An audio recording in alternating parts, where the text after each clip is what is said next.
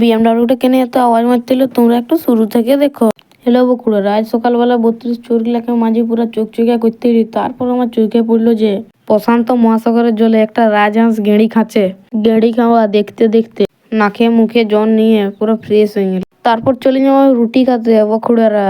High দেখো চারটা রুটির কেমন দেখাচ্ছে, আমাকে তখন খাতেই হবে। মায়ের হাতে তৈরি করা রুটি খেতে এমন সুন্দর ছিল না লোক, কি বলবো। আর কি খাওয়া কমপ্লিট করে নিয়ে চলে যাবো আমি এখন জল আনতে। জল আনা কমপ্লিট করে প্রশান্ত মহাসাগরের জলে সিনায় লিলি বকুড়ারা। তারপরে এক থালা ভাত খালি নিল। স্কুল যাবো ওতে ফটাফট জামাটা গিলা গোতালি নিল। আমি এখন স্কুল যাবো বলে ফুল রেডি হয়ে গেছি বকুড়ারা। তারপর চলে যাবো আমি বিএমডাব্লিউর কাজ। বিএমডাব্লিউটা যে আওয়াজ মারছিল না, তোমরা একটু শুনো। তারপরে একটু স্কুল থেকে ঘুরে আসে আমি চলে গেলি দাদাদের ওয়ারিং করা দেখতে। এই দেখো কুড়াটা এখন মশলা মাখাচ্ছে, এরা যে কোথায় দেবে কে জানে। তারপর জানতে পারলি এরা গাড়া গেলে মশলা সামকাছে, তুমি কানা করে নিয়েছো। ওই জন্য দেখো তোমরা ভিডিওটা লাইক এন্ড সাবস্ক্রাইব করতে ভুলে যাচ্ছ।